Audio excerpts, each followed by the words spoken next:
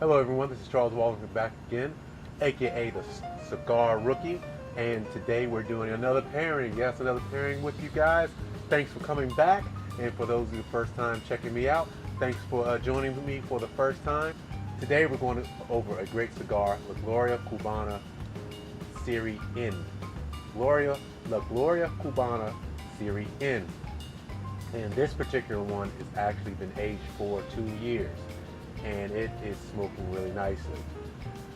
Along with that, I am combining it with the Shieldaig Speyside, Shieldaig Speyside single malt Scotch malt whiskey.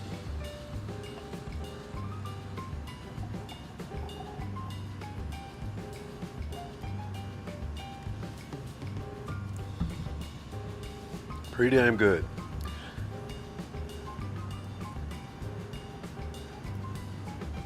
So why combine the two? Well, the thought process is this.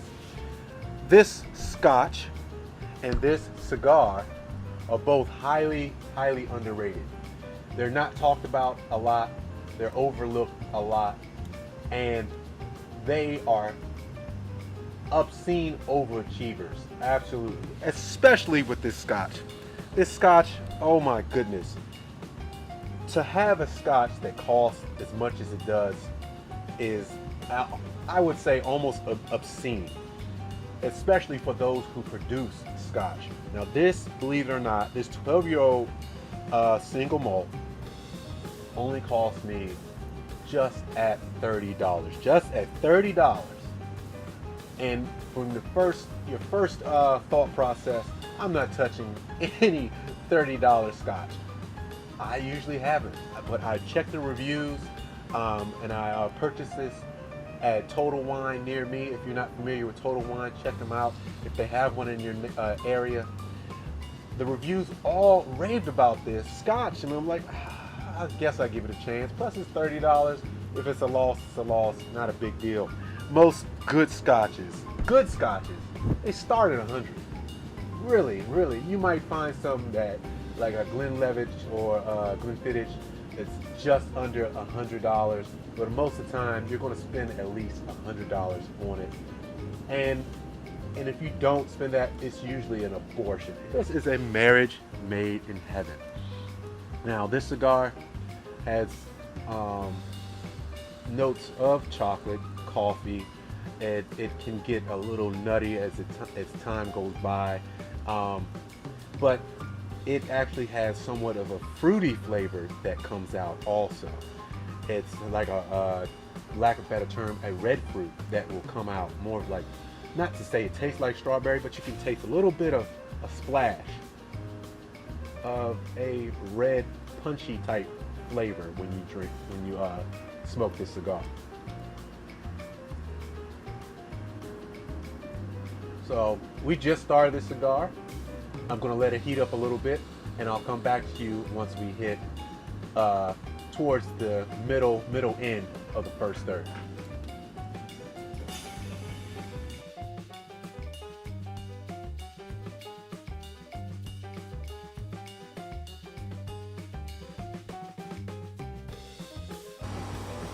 All right, everyone, I'm back again with, we're well into the first third, and it's heated up really nicely.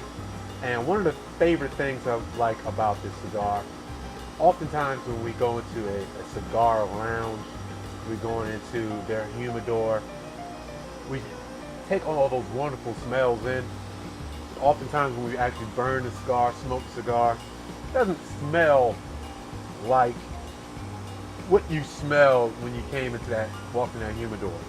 This cigar, the tobacco smell in this is so nice and so lovely. Oh man, it's just absolutely wonderful. And then to pair it with this, the Shieldaig. Both of them are anomalies. Like, why they're not more expensive, both of them, why they're not more expensive, it blows my mind. A lot of times when you have a cheap Scotch, it's definitely not going to be 12-year-old Scotch. A cheap Scotch, it's really going to be harsh with the alcohol. It's going to be have all those weird, funky flavors coming around. This one, not at all. Not at all.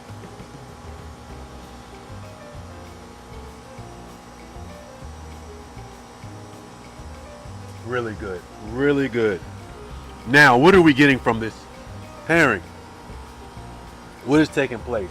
Am I getting any more out of this cigar? I would say very little. And that's good. That's actually good. Nothing is happening negative. The flavors that I like from this cigar are still coming out. Is it a perfect pairing? No, it's not a perfect pairing. And perfect pairings are hard to find. They really are. They're hard to find. But what we have here is a wonderful cigar that's not being overpowered by a wonderful scotch. I'll talk to you again once we get to the second third.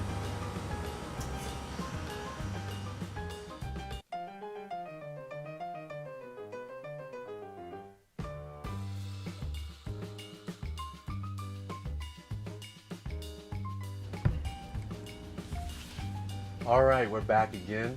We just hit the second third. I'm like really in the middle of the second third.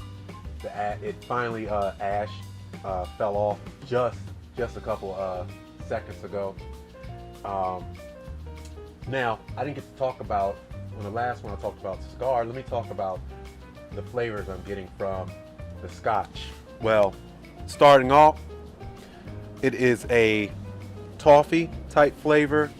It's a buttery type flavor. You'll get a little bit of the dark fruit, the raisin type flavor. Not a lot. You'll get more of that with cognac, but more so a toffee type flavor. Not with caramel, that, but toffee. You'll get a sweet. It's sweet. A Speyside is naturally going to be a sweeter Scotch malt whiskey. So that, to me, is one of the best scotches to drink with a cigar for me personally.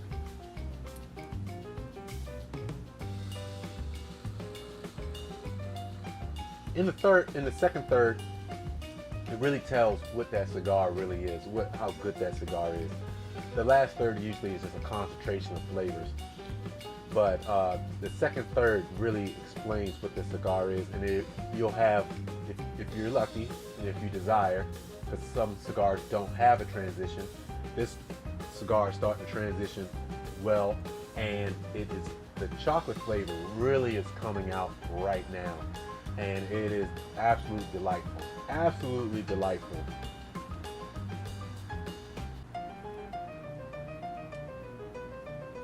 Okay. That's it for the second third. I'll come back to you when I hit the third, the last third, the third third. All right, I'll be right back.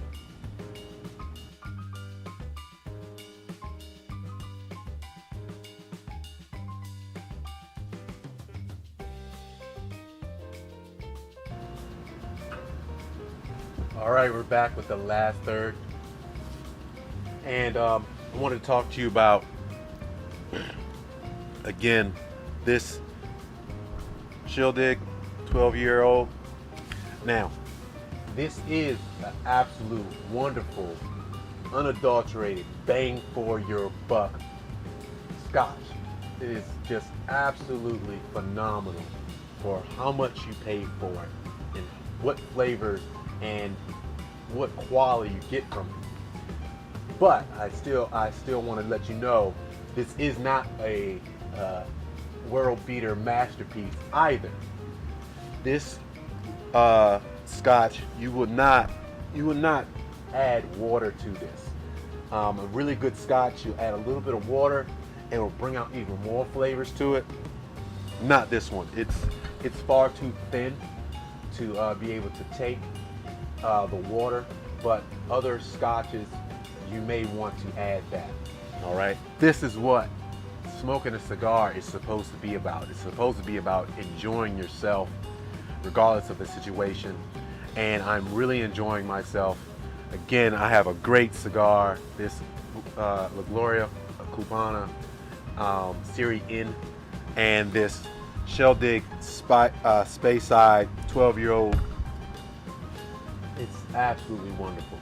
Now let's talk about this cigar and this scotch. What's taking place now? When you pair, certain things may happen.